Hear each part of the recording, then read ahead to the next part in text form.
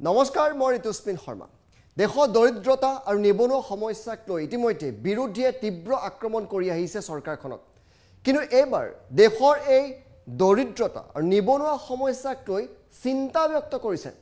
খুদ ৰাষ্ট্ৰীয় স্বয়ংসেৱক সংঘৰ শীৰ্ষ নেতাই ভাৰতৰ দৰিদ্ৰতা আমাৰ বাবে এক বৃহৎ প্ৰত্যাহ্বান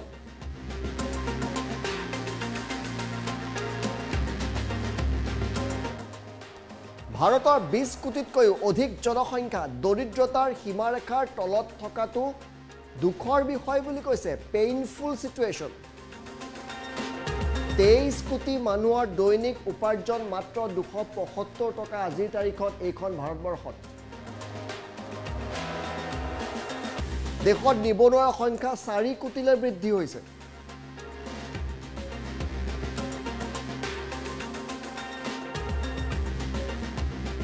নিবনুৱাৰ গড় 7.6% পালেগৈ আনএমপ্লয়মেন্ট ৰেট 7.6% নিবনুৱা উপযুক্ত শিক্ষা পুষ্টিহীনতা দৰিদ্ৰতাৰ প্ৰধান কাৰণ ভাৰতবৰ্ষত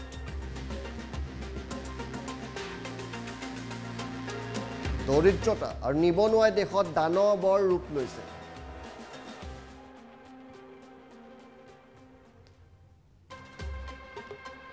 দত্তাত্ৰেয় হোসৱালেৰ এই মন্তব্য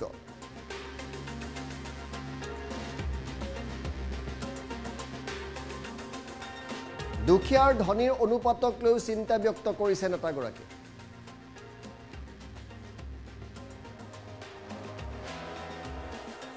দুদিন পূৰ্বে ভাৰতৰ দৰিদ্ৰতাক লৈ প্ৰশ্ন কৰিছিল কেন্দ্ৰীয় মন্ত্ৰী নীতিন গাডকাৰী যিখন দেশত 80% লোক 80 কোটি জনতা দুখীয়া সেইখন আমি ধনী দেশ বুলি কওঁ আৰু এই মুহূৰ্তত আৰএছএছৰ শীৰ্ষ নেতাই কি কৈছে শুনক 22% लोग गरीब थे अब 18% लोग गरीब है ऐसे और एक स्टैटिस्टिक्स हमारे सामने हैं उसी प्रकार हम देखेंगे तो पर कैपिटा इनकम के दृष्टि से 2020 में 135,000 1,35,000 रुपए के तुलना में 2022 में 1.5 लाख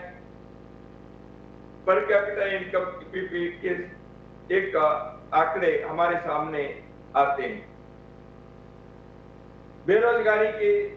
संख्या पिछले जून में लगभग 4 करोड़ 2.2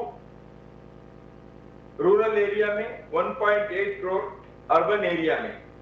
लेबर फोर्स सर्वे के अभी के जो आंकड़े हैं उसके हिसाब से 7.6% अनएम्प्लॉयमेंट है ऐसे समझ में आता है देश में गरीबी है अनएम्प्लॉयमेंट है यह तो बेरोजगारी है यह एक हमारे लिए चुनौती तो है ही लेकिन उसके साथ साथ और एक विषय के बारे में भी हमें विचार करना पड़ेगा लगभग 22% लोग गरीब थे अब 18% लोग गरीब है ऐसे और एक स्टैटिस्टिक्स हमारे सामने हैं उसी प्रकार हम देखेंगे तो पर कैपिटा इनकम के दृष्टि से 2020 में 135,000 1,35,000 रुपए के तुलना में 2022 में 1.5 लाख पर कैपिटा इनकम के एक आंकड़े हमारे सामने आते हैं बेरोजगारी की संख्या पिछले जून में लगभग 4 करोड़ 2.2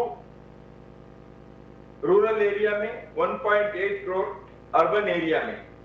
लेबर फोर्स सर्वे के अभी के जो आंकड़े हैं उसके हिसाब से 7.6% अनएम्प्लॉयमेंट है ऐसे समझ में आता है देश में गरीबी है अनएम्प्लॉयमेंट है यह तो बेरोजगारी है यह एक हमारे लिए चुनौती तो है ही